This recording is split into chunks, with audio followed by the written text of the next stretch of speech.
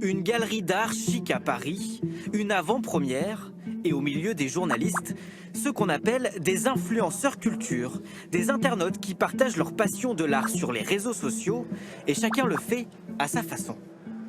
J'essaye de mélanger plusieurs médiums, donc à la fois des photos, des vidéos, du texte bien sûr. Je me fonds dans les tableaux tel un caméléon, de manière à attirer en fait le regard d'une autre façon. Je traite de l'art et de l'histoire de l'art avec de l'humour. L'ouverture des mails le lundi matin. C'est un moyen pour moi d'attirer les gens. Les institutions culturelles comptent désormais aussi sur eux pour promouvoir leurs expositions, une pratique qui s'est développée depuis 3 ans.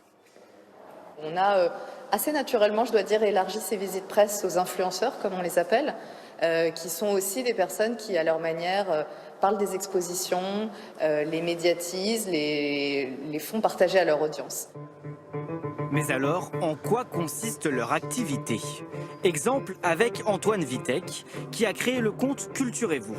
Présent sur Internet depuis 10 ans, il en a fait sa profession.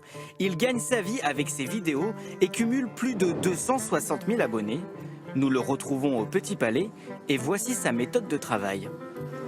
Je prends des notes sur le tableau. Généralement, je prends quelques extraits du cartel qui me permettent après, une fois chez moi, de pouvoir retrouver le souvenir de ce qu'était ce tableau et après de pouvoir expliquer ça aux internautes.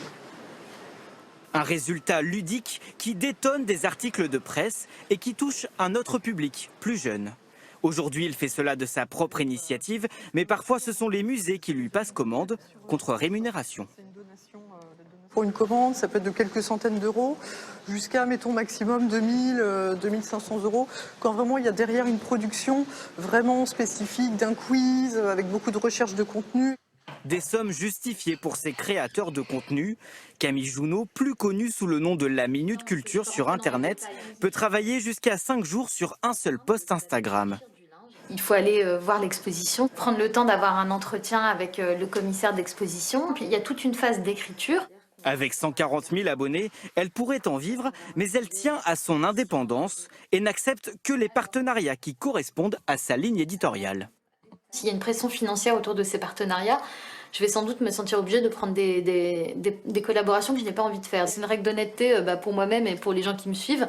Instagram n'est donc pas son seul métier, elle est aussi autrice et son compte lui a servi de vitrine, comme pour publier son premier livre par exemple.